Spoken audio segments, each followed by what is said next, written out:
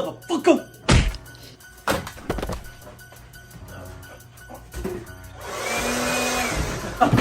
Yeah, mess with the wrong person. I know Conchi. Come on, man. Oh, you gotta do better than that, Mikey. You gotta do better than that. Come on. No.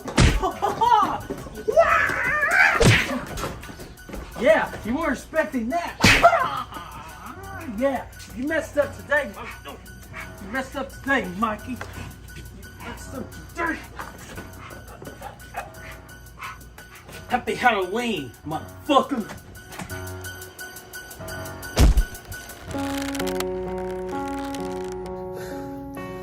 You crispy chicken fried motherfucker.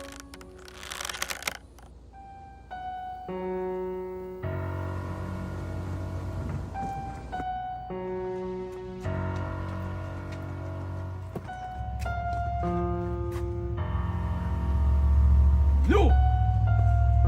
What the hell? Fuck! That motherfucker, man. What the?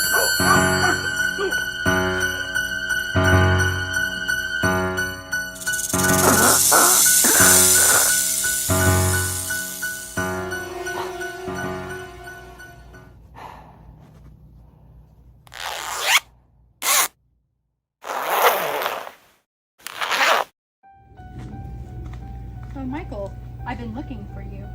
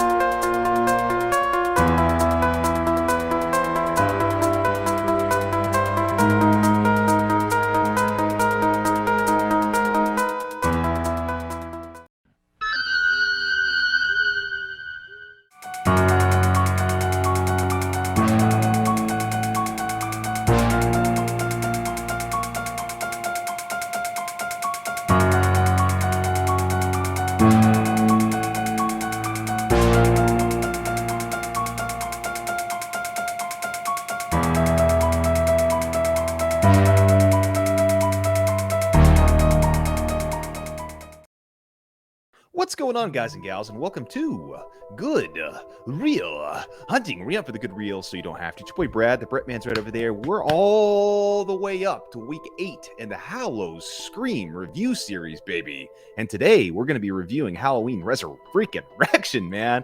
Not really excited about it, but man, Brett, I can see you're upset over there. What's going on? You sad about the movie? I'm broken up here, bitch. I can't do these fucking reviews anymore. Like, why do we have to? Why do we have to do this one?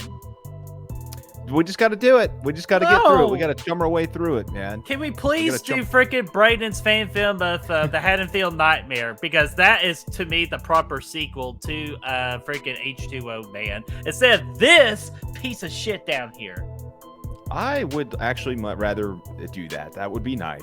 Speaking of Braden, we got the HalloScream Review Series. We're not alone in this journey. We're going to be joined by all these lovely peeps, man. So check out these channels down below in the comment, or in the description, and check out their Halloween reviews today as well. Chris Snyder's going to be dropping a Letterboxd review for Halloween Resurrection today if he has not already. So check that out too. Good stuff, man. We're excited to get through it. This is really the last bad movie, in my opinion. Yeah, for that we have us. to talk about. Yes, some people may feel differently, but for me, this is the last one that it's just going to be crappy to talk about, man. And yeah, we can get this bad boy out of the way and move forward to brighter pastures with cows. Yeah, cow.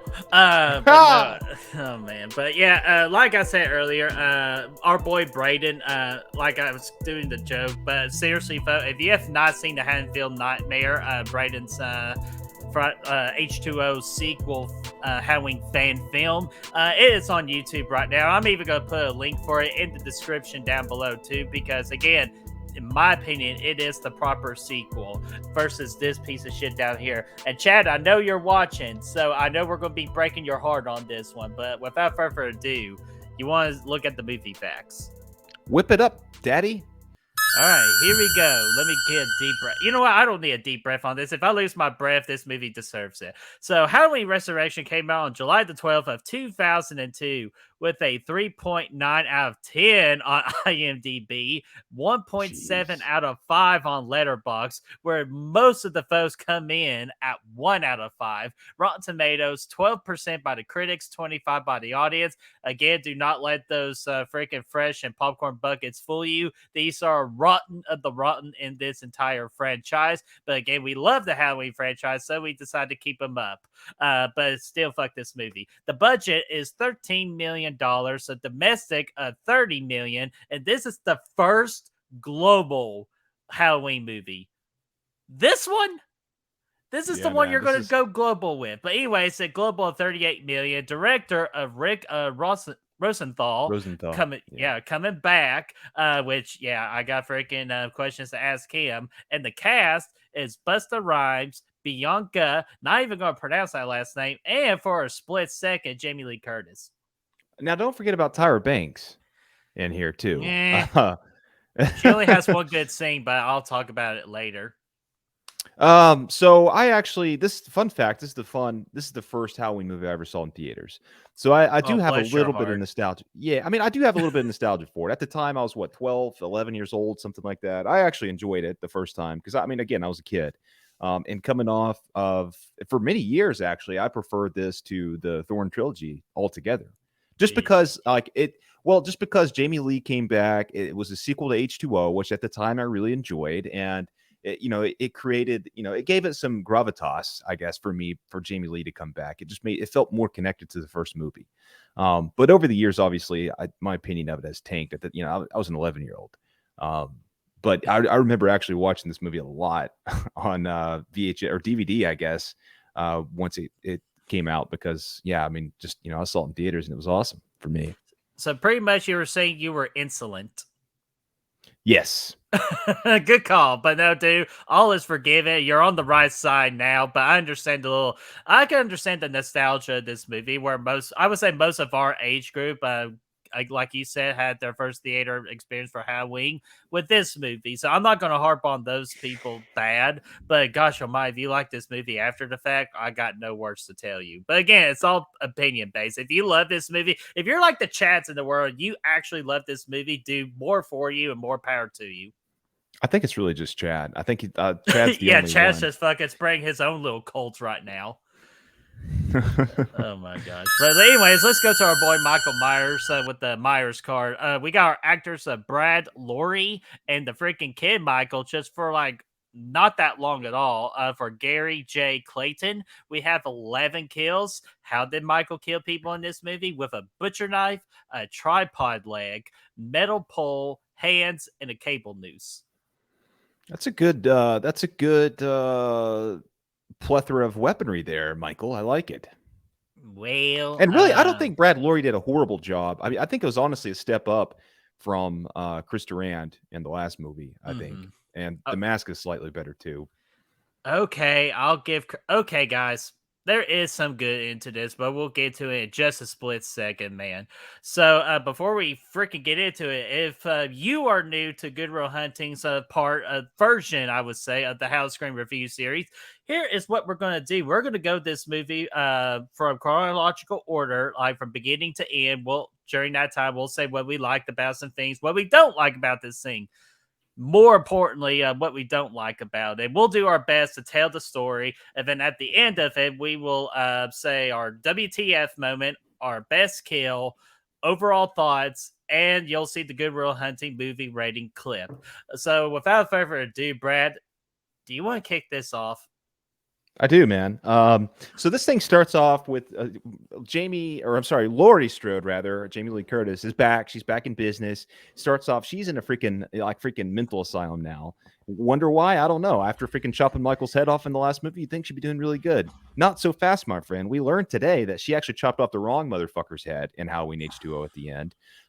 This whole elaborate freaking dumbass setup from this, retconning the coolest ending in the franchise at this point. Well, maybe not the coolest because the first one, but still, like the perfect ending to the franchise would have been H2O, and this thing just rips it all out from underneath us. We get this whole explanation where Michael was laying on those freaking busted up tables downstairs after Michael chopped his ass up in the last movie. Some paramedic comes in by himself for whatever reason, checks on Michael. He's like, "Oh, hey, tickle, tickle, buddy, you okay?" Trying to get him awake, I guess, or whatever. Michael does wake up, in fact, chokes his ass out, breaks his larynx. He can no longer speak. And then freaking Michael Myers gets naked. He takes his fucking his outfit completely off. He puts it on this paramedic, takes the paramedic's outfit, puts it on him. And I don't know what happened when the lights went out in there between the two, and you had the two naked dudes in there. I don't really care. I don't want to answer those questions. I don't get it. They both got naked. They changed clothes. Michael walked off without his fucking mask on, put it down but he has his fucking knife in his hand as he walks off into the ether, into the woods. He's walking. Nobody stopped to say, "Hey, who's this paramedic walking off?" Now, first off, I don't recognize his ass. B, why is he wearing holding a fucking knife? And why is he going off into the fucking woods, man? And then, yeah, anyway, so they now the paramedic with the broken fucking larynx is wearing Michael's get up. He gets scooped up into the van. Jamie Lee actually abducts his ass off into the end of the off into the ether, runs over him, freaking directs him out down the freaking hill. First off, she slams the brakes. He goes flying out the windshield, freaking runs over him full speed in a fucking van all the way down this fucking mountain side. And the van crashes, like literally lands on this fucking dude, crushes him in, like you saw in H2O, crushes him in on a fucking tree branch, and it's not fucking Michael, but yet the guy is still fucking alive. Who's gonna survive that? You might as well have chopped his head off still, and he still could have been alive. That's really no big deal. Like after all the shit he just went through, a human being, not Michael. You could have chopped the head off, and I could have believed he still would have been alive after that. It's just as reasonable as getting crushed by a fucking van after bottom of a fucking mountain ravine. But God, that's beside the point. I do. I don't even know how to just top what you just said. Like we're all, I'm going to need me another one of these because this is going to be a long review. Yeah, and we're expected to believe that's just a regular dude. He's still alive, gets his head chopped off. That's where we're at. Michael's out, bullshit. doing whatever Michael does, and this guy just did all that. And now he's dead. So anyway, long story short, Lori's now in the mental asylum. Yeah, and just to quickly stay for me, like, and I shouldn't like put too much harm onto H2O with a movie rating, but it's kind of hard not to when this piece of shit is in existence, and they totally ruin Brett, like 5 minutes, they ruined everything that freaking H2O did. Yeah. Absolutely. It's almost like Game of Thrones. The ending's so bad you don't want to watch it again. Like it's really just like I don't know. It really completely destroys it. And now instead of just going like she's all mute and stuff like Jamie was just because she killed. Like I don't know what the fuck. Like it just doesn't make any sense. All this stuff is silly. I think. Yeah, she probably should have went to jail for hijacking the ambulance and pointing a gun at a cop and taking Michael's body, which is not Michael, and chopping his head off and murking people. Yeah, sure, that's fine, but I don't know why she's in the freaking over here with her fucking Annabelle doll, putting pills in it, and the freaking I don't know, man. It was silly. She's got her long hair back. Yeah, it was not good. And then while freaking Jamie is just all being like faking her craziness, which again I'm not sure why you want to freaking fake it.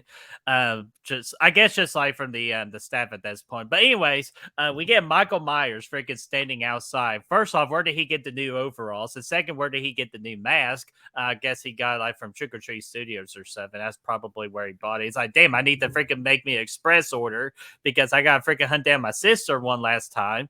So freaking Michael breaks into the asylum. He freaking starts killing security guards, which pretty nifty, like not bad. Again, we do the whole random ass like Michael coming from the rafters like Sting, and freaking marks the guy. And then we get our showdown of freaking Michael versus Jamie. Yeah, and what a fucking stupid showdown it is. Going back real quick, I know, like honestly, there's not a lot to talk about in Resurrection. So let me just go back and say this. They should have just done it. They should have pulled the trigger on it. They should have just said how in H2O there was an imposter Michael and the real Michael comes in Resurrection. Because that would have made more sense. It would have made more sense than whatever the fuck shit they try to do here. Okay, anyway. So yeah, he comes in. Again, I like that stuff kind of where he's killing the security people and stuff. Some of that's kind of neat and atmospheric actually, and it's dark outside. He's kind of creepy out there in the thing. But then, Michael pulls, or Lori tries to pull the old switcheroo again, like she did in H2, where she, puts a bunch of pillows in her bed, and then Oh yeah, Michael busts through Halloween the too. door. Yeah, yeah. Halloween 2. So she puts a bunch of pillows in her bed. Michael busts through the door, Jason style, stabs her ass up, but it's just a pillow. She comes out from the closet with a freaking lamp and busts his ass. Happy Halloween, Michael, or whatever. Slaps his ass, or I've been waiting for, I can't remember, some corny. He chases her up to the rooftop, man, and she's got this fucking elaborate setup up there that must have taken years to create. And I mean, like, first off, why do people in the asylum have any fucking roof access? You know what I mean? Like, Right. these are people that are mentally unstable. If they had, it would be like the Happening in there, dude. If they had access to the roof, they'd be jumping off all the time. I don't think that they need to have that shit locked down. But no, she's been unsupervised up on the roof many times, taking shit up there, getting these ropes and these pulley systems up there, and all kinds of stupid ass shit with lassos Yeah, and and nobody whatever. asked one question about what the hell, where did she go? Because somebody's going to have to keep fucking eyes on her pretty much the entire of her stay. And like, it's a, hey, yeah, Mr. Security person or freaking staff member, can you step right here?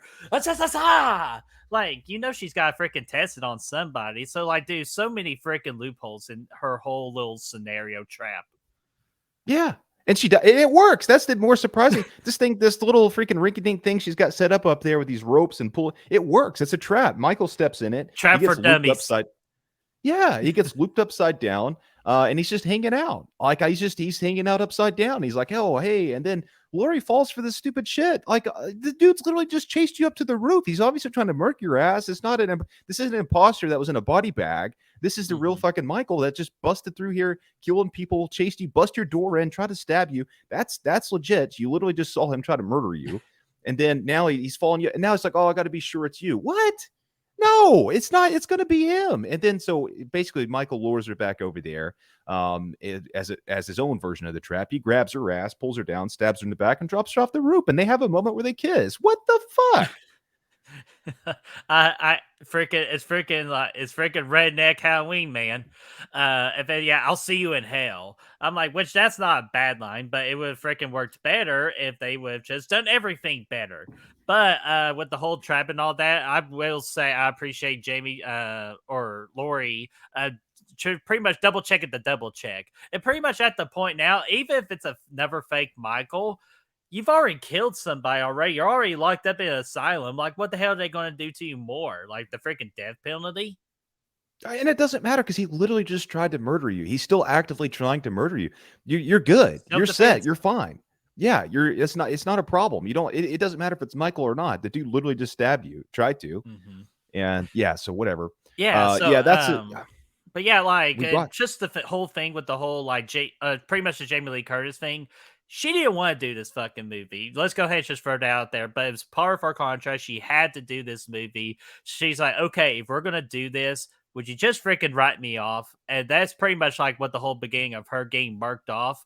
But hell, you could have had her like a little bit at the beginning, and then like towards the end of the movie, you could do like a sacrifice or something like that, but not like freaking just write her off completely within the first 10 to 15 minutes of this movie. Like what the hell? So Michael kills Lori. She falls off the roof. Boop, dead. Like my cousin Ray Ray on the freaking roller coaster in Las Vegas. My cousin Ray Ray, boop, dead.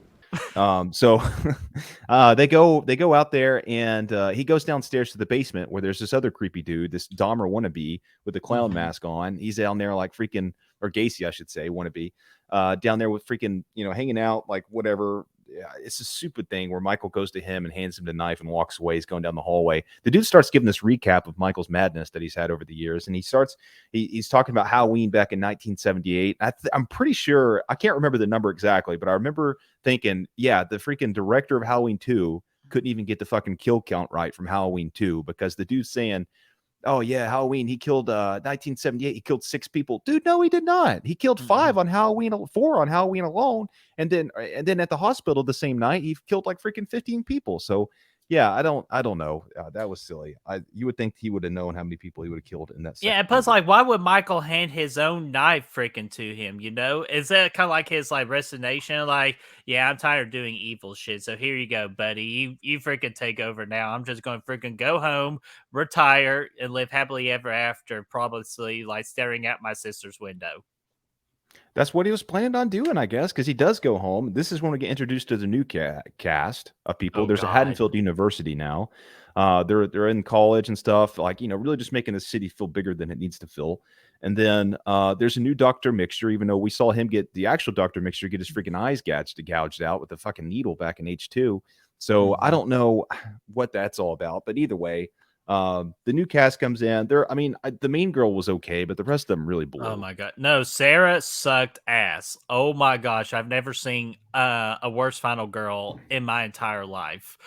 Possibly Alice, but no, but Sarah absolutely sucks in this movie. Hell, she like the actress is such a bass screamer. They literally had to have her other co cast member, the blonde girl, which let me get her name real quick. Jen, that's the character's name, not the actress's name. The blonde girl freaking do the screaming dubbing over her voice. Like, just replace her ass. I didn't think she was that bad. She wasn't great, but she was serviceable enough for me. I just didn't care. At the end of the day, I none of the because right, you start off the movie killing off Lori, and it's like, who the fuck do you like? At this point, you just killed off your main character, and you haven't introduced anybody else yet, and now we're getting introduction. So it's like, why do we even care about these Mm-hmm. people at all? There's really no conduit for us as an audience to enjoy the movie from here on out. Because if they would have introduced some characters in H2O and then they carried over, then sure, fine, let's do Sean. some.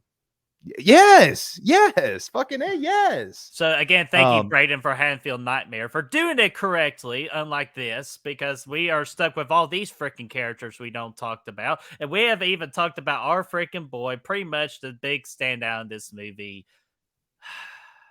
Fucking Bustin' Rhymes. Buster Rhymes, motherfucker. Yeah, he's back. He's Freddy. We call him Freddy. Oh god. Freddy's your friend. Oh my god, dude. I will say Busta Rhymes was very good for an entertaining standpoint. But for a Halloween standpoint, what the fuck were they thinking?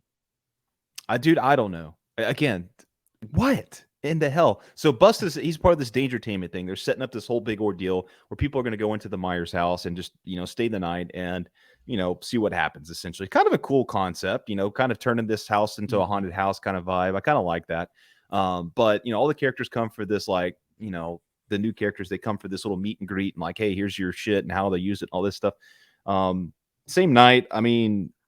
Sarah doesn't want to do it. She gets hesitant. She goes to Freddy's place. He's watching Chun-Li. He's getting all pumped up with all this kung fu that he's like, oh yeah, I gotta watch my Chun-Li. So that was cool and whatnot. But yeah, so then they set up the house. So the one thing I like though, the Myers house actually looks like the Myers house again. Right. Finally, it looks decent. Now it is a sound stage. It's all built up and fake, but whatever, it doesn't matter because it actually works. It's way better than that freaking mansion they used in 5 and the house in 6. So we're back to square one. We're back at the Myers house, which is kind of nice. Yeah, it was very nice, and I'll go ahead and just get this out of the way too, because I promised our boy Chad I will give him a shout out because he freaking says this, and you know what? I actually agree with him. Chad says that this movie was ahead of its time with the whole like dangertainment and the freaking like the cameras and all that, like live streaming. Like it wasn't a big deal in 2002. Like it was getting up there, but shoot, gosh almighty, today this idea would have worked. But back in 2002, absolutely it wouldn't work. It didn't work. Yeah, so honestly, we can kind of just blow through some of this stuff. All the characters get into the Myers house. Freddy blows his air horn, and yeah, they all have these cameras strapped to their heads, and there's cameras in the house and stuff. Now, some of that actually makes for some creepy scenes when especially once it turns dark. There's some atrocious dialogue about Twinkies and art majors and all kinds of weird shit there early, but they get in there. There's some yeah, once it turns dark, there's actually some kind of creepy scenes of Michael running around the house, him out there just kind of sneaking around. I just don't buy how nobody like. There's 8 people in here and one Michael. I don't know how nobody ran into him earlier, but like, either way. But Well, it's Michael's house. He freaking knows all the freaking shortcuts and the freaking like chambers. Like like we freaking found his little hole in the tunnel, like his home in the tunnel. Like because they Yeah. freaking took away his bed and he can't freaking cook his freaking dead animals because he didn't have he had that old rosemary, not the freshly new rosemary. Yeah, he didn't have the right freaking. Because we had He the didn't have the freaking right. random ass character that it's all about the cooking. Yeah, he's all talking about the basil. It's like, oh, this basil's old, man, or it's brand new. It's weird. It should be aged by now. Yeah, all that stuff's new. Honestly, I don't really care about any of the shit that happens here. I will just say that throughout some of this, there's some decent shots of Michael running around.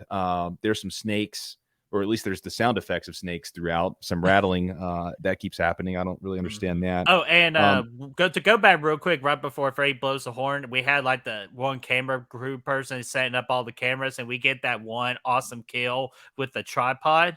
And then, of course, who doesn't freaking watch? The one time she doesn't watch when shit's going down is freaking Tyra Banks' character. Yes, Tyra Banks is in this fucking movie, if you can believe it or not, with the little screen time she has in it. And while freaking the camera guy's getting freaking murked by the murker, she's freaking all about her freaking cappuccino machine, and just dancing and just What the fuck was that? Yeah, She's out in the I shed. don't She's in the know. garage. She's out in the garage of the house, dude, and she's just over there. They got a full cappuccino or espresso maker in this garage with it. Like, what? This is like a one night thing. They moved in everything. They got all this espresso maker in there and all these screens set up and stuff. Why even broadcast? I don't know. It was pretty silly. Yeah, it's just that's like we going got on. our little computer screen, check. We got our wires, check. Cappuccino machine, abso-fucking-lutely, check. Low angle scary, high angle scary, middle angle's boring. Oh, that's a good angle. You finally found one, my man. Oh, that's so stupid. Yeah, Kill's man. not, but yeah, all that was stupid. So at nighttime, the freaking Luck of the Irish dude from Disney comes in, and he's this other character. He's watching the live stream from this Halloween party dressed up as Pulp Fiction, and he's I don't know, it's stupid. He's pointless. He's just there to show that they're live streaming essentially. He's he's talking to Sarah throughout the night, trying to help her out, I guess, especially when shit hits the fan. The characters are kind of doing this investigative thing. There's some weird shit. There's some props and stuff. There's a random fucking dummy that pops out of the damn closet at one point. It's a nice little jump scare for the characters, not really for us. Yeah, and like you said, I mean, there's this fucking basement room, this hidden room. That's there's rocks. These characters about to get it on. The whole fucking wall caves in. All these fake body parts come tumbling out. Made in I don't China. know. What the fuck was all that, man? There's child restraint, freaking booster seats in there and stuff. High table, I should say. Yeah, dude, because that made absolutely zero sense, because like we all freaking know Michael Myers. He was just a normal child. He had no effect on him, like with the high chairs and the restraints of all that. There's nothing in the freaking history of Michael Myers has anything happen to him like that. So like, come on, guys. It's like you're pretty much insulting us Halloween fans at this point. Well, but all those, we find out later, all that shit was set up by Freddy because he just wants to have a good show. He comes in there, he comes in the house. He comes in the house dressed up as Michael with the exact same mask that Michael Myers has. He's walking around. He's walking around the mask or the house. Michael Myers is following him. He turns around. He's like, "What the fuck you do? You get your ass in the shed. I'm about 3 steps away from scaring these fools," or whatever. I can't remember what he says. It's like, "What the fuck you doing here, man? You ain't supposed to be Michael Myers. I'm Michael Myers." Like, oh my god. That scene actually used to make me laugh a lot, though. It's kind of silly to see. But then Michael, instead of killing his ass, he just walks off to the shed and kills Tyra Banks instead. Especially when he punks him in the head right there, because if it's our fucking Michael Myers that we know and love, he would have freaking taken him, chop him off, and fucking kill Busta Rhymes right on the damn spot. So, and what does this legendary freaking Mount Rushmore character do? He just walks off. Yeah, and then he goes and kills Tyra Banks out in the shed. He's like, ruins the entire fucking movie for me. That scene alone ruins the entire fucking movie. Like the whole Jamie Lee Curtis thing with the whole backstory. I could totally understand a little bit of it, even though it still sucks ass. But that moment ruins this movie for me. It's horrible. And then also, yeah, so then Freddy, dressed up as Michael, tries to scare some fools. I don't know what he expected to happen because he wasn't actually going to murder anybody. They ended up just kind of beating his ass, and then he told him to turn the cameras off. I was like, I don't know what your plan actually was there, friend. I think that was probably a logical place to go with that. And then, yeah, that's when we find out again, he set up all the stuff, the high chair stuff, all the shit, the drawings and stuff. Everything except for the secret room behind the broken wall down in the basement was all just props that he set up for a good show.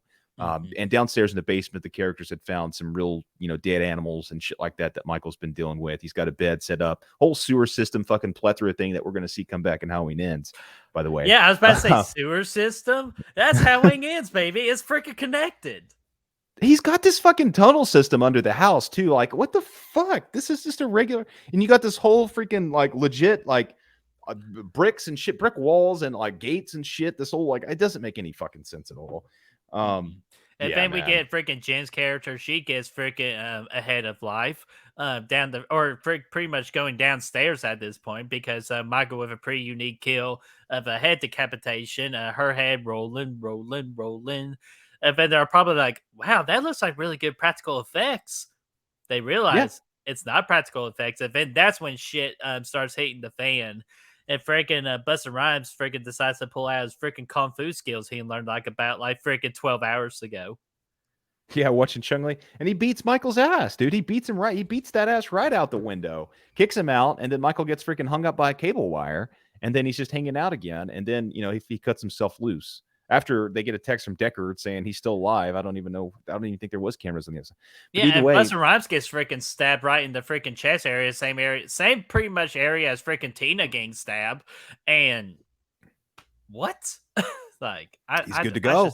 I don't know with this at this point. I will say there is some little bit of tension with the first. Okay, before I get to the tension part, I did like some of the lighting in this movie. I will admit that. Yeah, it was good. I mean, Michael was really dark throughout. He was never really overlit. And mask is good. Again, we do the whole Michael Myers thing, the whole seeing the eyeballs sometimes. That's a big no. But the mask, like you said earlier, it is an improvement from H2O. But no, but anyways, freaking Sarah, Michael's chasing Sarah throughout the entire house, and then we get the freaking whole. Yeah, here we go. The freaking garage scene where everything's freaking set on fire and random fire and all that. So we get our other freaking fire in the Halloween franchise. I don't think there was an explosion, but there was still fire. And then freaking Sarah out of nowhere comes out of the fucking closet with a chainsaw going, this is for everybody. And how many fucking times have we seen this in the Friday the 13th franchise at this point? Like with the character getting a chainsaw and trying to kill the bad guy, and the chainsaw fucking dies. That happened in 2. That happened in 5. In 5, and now it's happening. Like, what? Come on, that's a blatant ripoff. It's like the exact same dialogue too, almost. I feel like. Dude, it's so freaking bad. It's kind of like our freaking M. Night Shyamalan freaking writing up that particular scene. Oh my gosh, seriously. Yeah. So then the fire happens. Michael gets knocked down. I don't even know what fucking happens. But then Busta Rhymes comes busting. That's why they call him Busta, because he busts into this garage without any regard for backdraft whatsoever. Because he blows in here, and this is where we get the trick or treat, motherfucker. Trick or treat, motherfucker. Yeah, I was gonna let you say that, but yeah, even I'll admit that freaking, like, as bad as that line is, it's still freaking memorable in the entire Halloween franchise. So we do have to give it respect for that. The first thing you think of is that particular scene, but yeah, if it Busta fucking just still kicks Michael's ass, and Michael gets freaking all hang up electrocuted, he's freaking being all shocking, being the most entertaining horror villain of all of horror entertainment, and freaking just gets burned up there, bitch. And then Busta, chicken fried. And then and then Buster saves Sarah. They freaking get out of there. And then they freaking all the interview people want to interview Busta, going, Busta, what's it Michael like and all that? He's a killer shark. It with baggy overalls. Like, what the hell's wrong with you people? Michael Myers isn't a sound bite. I like my favorite part is when he's fighting Michael just prior to him getting electrocuted. They're fighting over this stick or whatever. It's a shovel. I think he tried to hit him with a shovel. It broke, and they're fighting over it. And Michael starts to gain the advantage, and Freddy's like, no.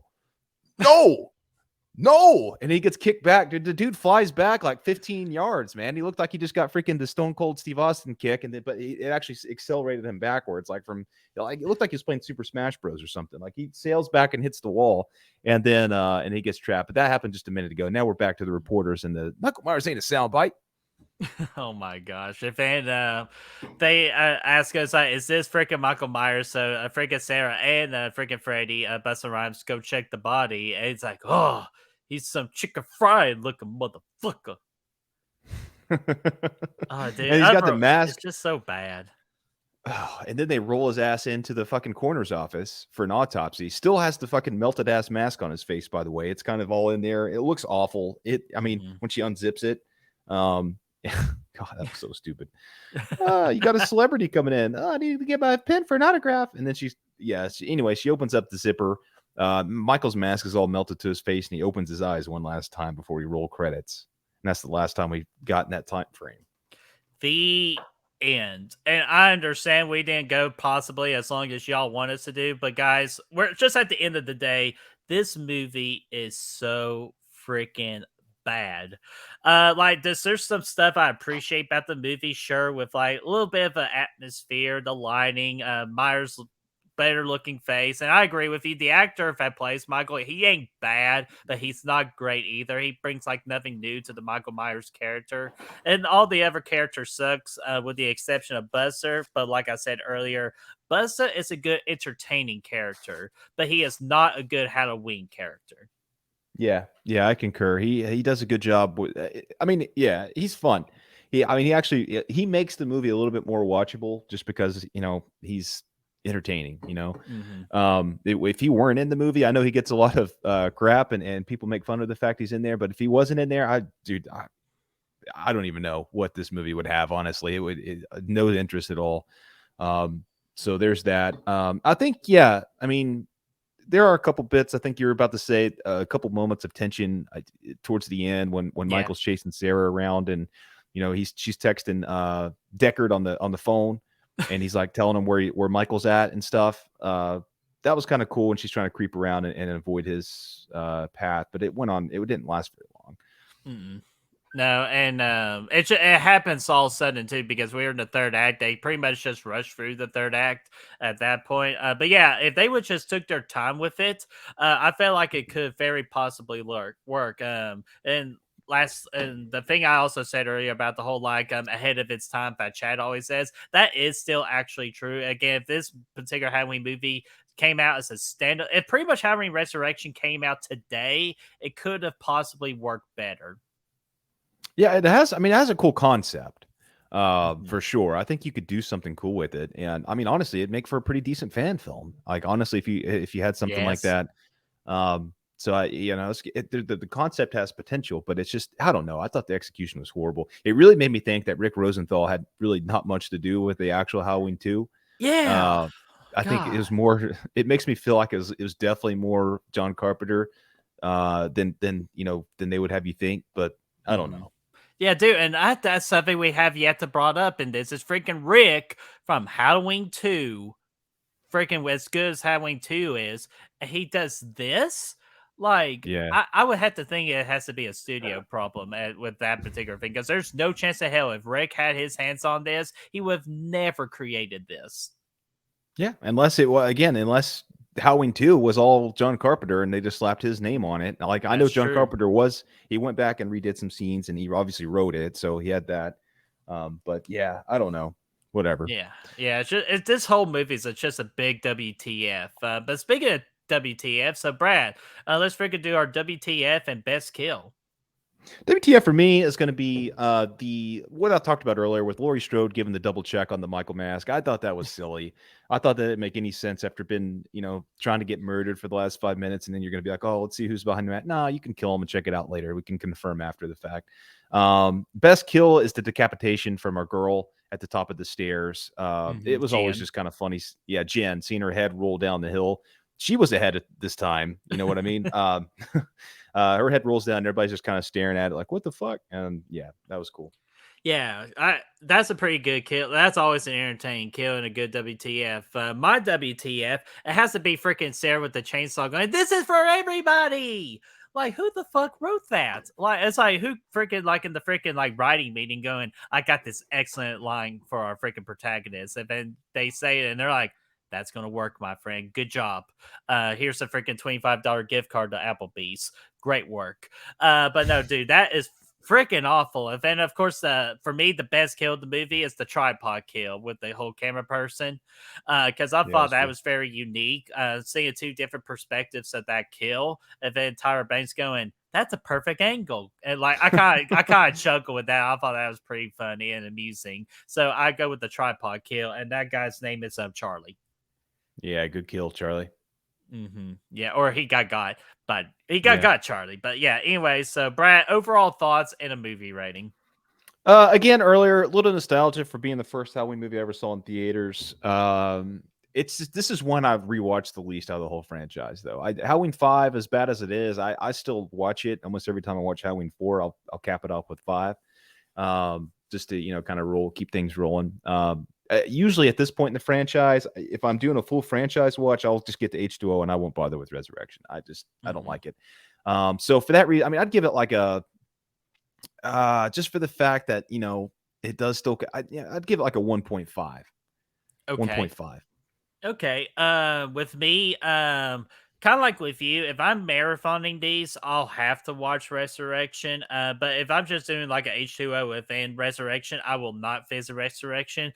Again, that's why I thank Brandon a lot, because of his freaking vision and idea of making a proper Halloween H2O fan film, like a sequel to it, and the fan film of the Haddonfield Nightmare, because that is what we were supposed to get versus Halloween Resurrection.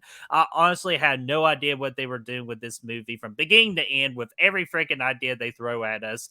I'll agree again. Busta is the only entertaining thing about this movie, and the only pretty much character and actor you will remember from this. So I will give some points for that. Other than that, what the hell were they thinking? This movie should have never been made. I'll go 1 out of 5. Yeah. Yeah. We're gonna get a dog shit. We're gonna get a freaking dog shit from a horse's ass, man. That's awesome. That is one big pile of shit. And yeah, I know. And guess what? Very well deserved too. Yeah, dude, I agree. Yeah, dog shit from a horse's ass, man. That's freaking exciting. Oh, dude, it's always freaking exciting. We don't like to hand those out unless they truly deserve it, but we're very freaking excited. We finally got to throw it out with the new Goodwill scale, so we're freaking excited. So, Brad, anything else about freaking Halloween Resurrection before we can finally go away from the shit and into the gold? That's it for me, my friend. Alrighty, so we're gonna freaking log it off. I know, again, we're ending a little bit early on this, but trust me, we're saving you the trouble. So I want to hear from you guys. What did you all think about Halloween Resurrection? Do you actually think this movie is redeemable and you are like on the freaking Chad's cult and you really enjoyed this movie? Or do you agree with your boys and this movie is dog shit from a horse's ass? Let us know in that comment section down below and let's get that discussion rolling. And if you want to help us find the good reels, you can do so by finding us on Facebook, Instagram, Letterboxd, Twitter, TikTok, and Patreon. Those links are for you to find right down below. Abso-freaking-lutely. And be sure later on today to check out everybody else's HalloScream review for Halloween Resurrection. I am kind of curious to see if anybody will defend this movie, so be sure to check on their channels for that, along with Chris Snyder's Letterboxd review. And if you want to support us, be sure to like this video, share, and subscribe, and of course ring that bell, ding ding ding, so you all know what the next HalloScream review is up and ready. Until then, we freaking going into another alternate Halloween universe and going into the Rob Zombie universe, baby. Woo! Alright, so see you guys. Peace out. Oh no, I left my pumpkin.